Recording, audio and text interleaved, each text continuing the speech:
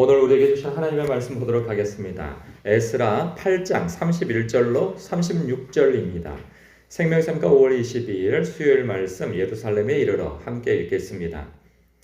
첫째 달 12일에 우리가 아하와 강을 떠나 예루살렘으로 갈새 우리 하나님의 손이 우리를 도우사 대적과 길에 매복한 자의 손에서 건지신지라.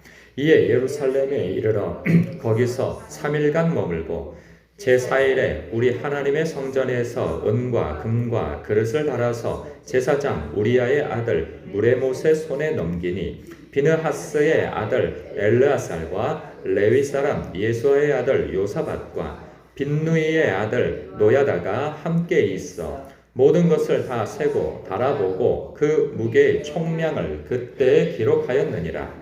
사로잡혔던 자의 자손 곧 이방에서 돌아온 자들이 이스라엘의 하나님께 번제를 드렸는데 이스라엘 전체를 위한 숫송아지가 12마리요 또 순양이 96마리요 어린 양이 77마리요 또 속죄제의 순염소가 12마리니 모두 여호와께 드린 번제물이라.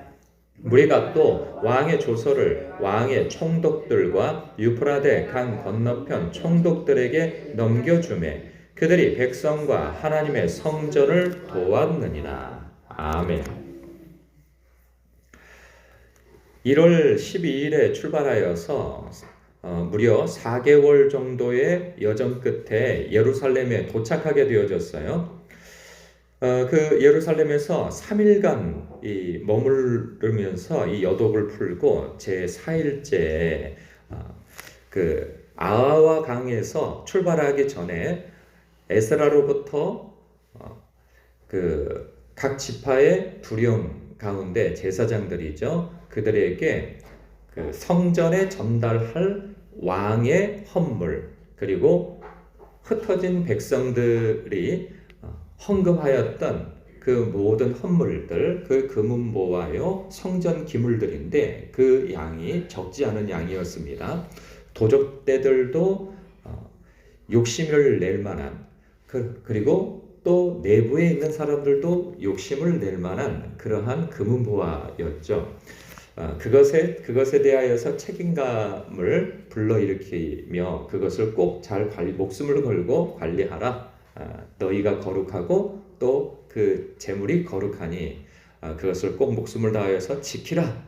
이런 명령을 받고 그것을 잘 지키고 관리하여서 예루살렘에 이르러 그것을 다 달아보았다고 합니다. 그래서 어제 우리는 그 말씀을 나눴어요. 우리가 하나님 앞에 제사장이요 또한 부름받은 하나님의 백성으로서 우리는 저마다 다 하나님으로부터 부여받은 것들이 있다고 했어요. 사람마다 공통적인 것이 있는가 하면 그것은 시간이 되겠죠. 하나님 앞에 시간을 받아서 하나님 앞에 어떻게 쓰는가에 대해서 나중에 결산을 받을 것이요. 또 어떤 사람에게서는 은사가 되겠죠. 그 은사는 뭐 여러 가지가 있어요. 주님의 몸된 교회를 세우기 위함이요. 또 하나님 나라와 그 하나님의 영광을 위하여서 사용되어질 은사. 그게 재물이 될 수도 있고요. 우리의 재능이 될 수 있고 우리의 지혜도 될 수 있는 거죠. 그 모든 것들을 하나님의 영광을 위하여서 잘 썼는가 아니면 너 자신만을 위하여서 썼는가에 대해서 마지막 때 주님께서 달아보신다 하셨고요. 뿐만 아니라 우리에게 영혼을 맡겨줄 수도 있는 거죠. 주님께서 그 영혼을 맡겨준 영혼을 내가 어떻게 잘 내 양떼들을 잘 관리하고 잘 세워서 주님께 영광되어지도록 교회의 지체로서 잘 세웠는가라고 하는 부분에 있어서 우리에게 저마다 각자 다 하나님께서 주신 바가 있어요. 마지막 때 다 결산을 할 때 우리가 이 제사장들처럼 달아볼 때 이거 부족하구나 이렇게 되어질 수도 있는 거죠. 이거 어디다 빼돌려서 이렇게 될 수도 있는 거겠죠. 그런 일이 없도록 우리의 삶 속에서 하나님께서 주시는 바 그것을 하나님의 뜻대로 관리하고 하나님의 뜻대로 사용하다가 마지막 때 하나님이 바라보실 때 이 착하고 충성된 종아 네가 작은 일에 충성하였으니 이 주인의 즐거움에 참여하여라 라고 하는 그러한 칭찬을 받는 저와 여러분이 되길 주님의 이름으로 축복합니다. 그런가 하면 35절 이하에 보니 이제 도착하여서 예루살렘 성전에서 제사를 드리게 되어져요. 그러면 보십시오. 제사를 드릴 때 번제를 드렸는데 이스라엘 전체를 위한 숫송아지가 12마리요. 그리고 순양이 96마리요. 어린 양이 77마리요. 그리고 속죄제의 그 순염소가 12마리이니 모두 여호와께 드린 번제물이라. 적지 않은 수죠. 그렇죠. 예.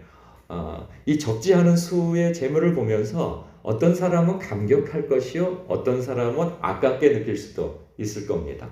뿐만 아니라 이 사람들이 드리는 제사를 드릴 때 그 마음가짐은 어땠을까요?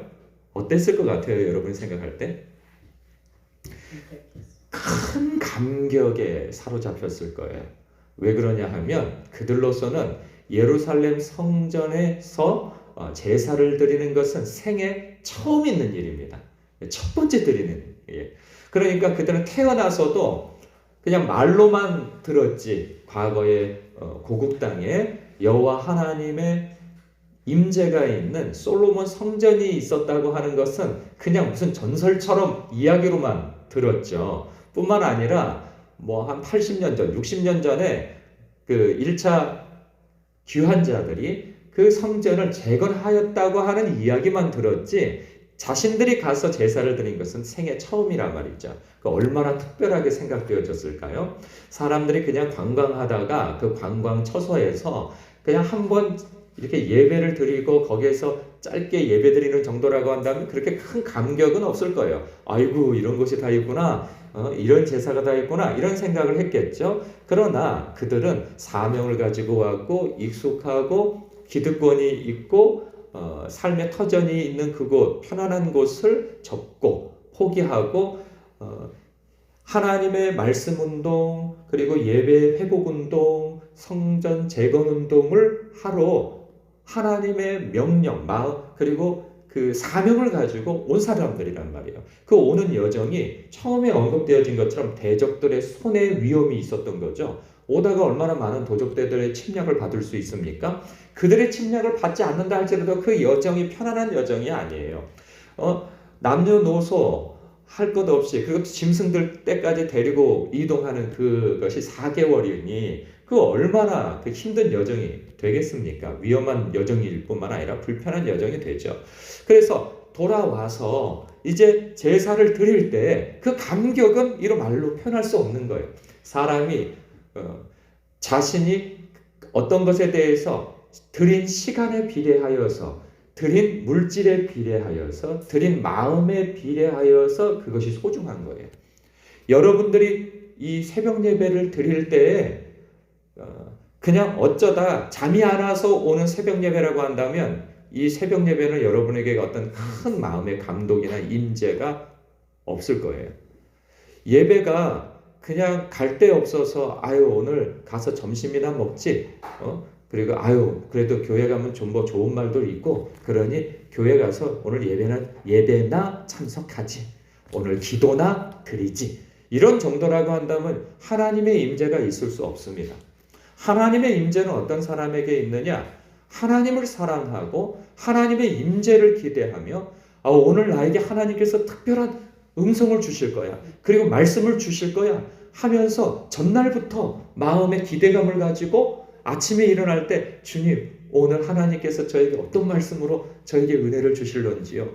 주님, 저를 부르시는, 저를 오늘도 깨워주셨군요 하면서 이 예배당의 문을 열기 전부터 이 문을 열 때 하나님께서 나를 맞이해 주실 거야 라고 하며 이 찬송 드릴 때, 기도할 때 그 이미 마음속부터 하나님의 그 은혜가 있고, 그리고 뿐만 아니라 주일 예배도 마찬가지죠.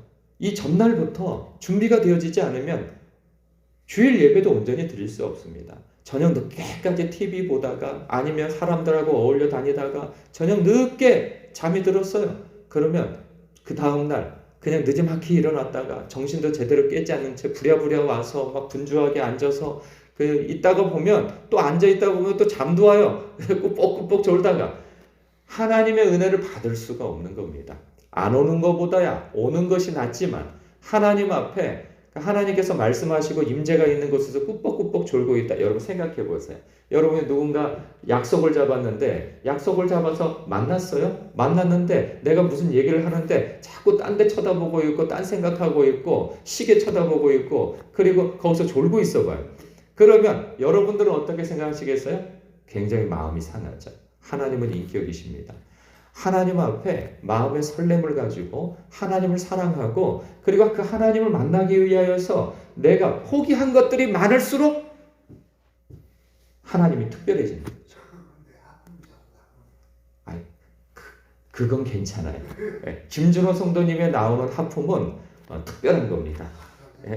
하나님을 만나기 위해서 어찌하든지 수면제를 먹어가면서까지 혹은 그냥 내가 다시 자면 못 일어날까 싶어가지고 그냥 버티다가 그렇잖아요. 막 2시 새벽 3시에 일어나가지고 이거 뭐 다시 자면 나는 못 일어날지도 몰라 하는 마음에서 버티다가 나오시는 거 아니에요. 하나님은 그 중심을 아세요. 그 사정을 모르는 사람은 아니 나와서 졸고 있어? 이런 생각할 수 있어요. 또 이런 분들도 있어요. 그러니까 사람은 겉만 보고는 몰라요. 아니 새벽 예배 나오죠. 오전 기도회 나오죠. 그러면 또 수요일 같은 때 금요일 같은 때 또 저녁 예배 있죠. 그러면 아니 그냥 저녁 예배만 달랑 나오는 사람하고 새벽 예배, 저녁 예배, 오전 기도회 거기다 또 직장까지 갔다 오고 또 돌아와서 예배 또 기도회하고 예배 드리고 그런다고 해보세요. 그러면 이게 사람이 잠이 안 올 수가 없어요. 피곤하죠. 그런데 만약에 뒤에서 그거 아니 권사님은 맨날 졸고 있고 예배드릴 때마다 졸고 있고 그렇게 본다면 그거 잘못 보는 거죠. 하나님 앞에 어찌하든지 은혜를 사모하면서 이렇게 하나님 앞에 나아가려고 하는 그 중심을 주님께서 아시는 거죠.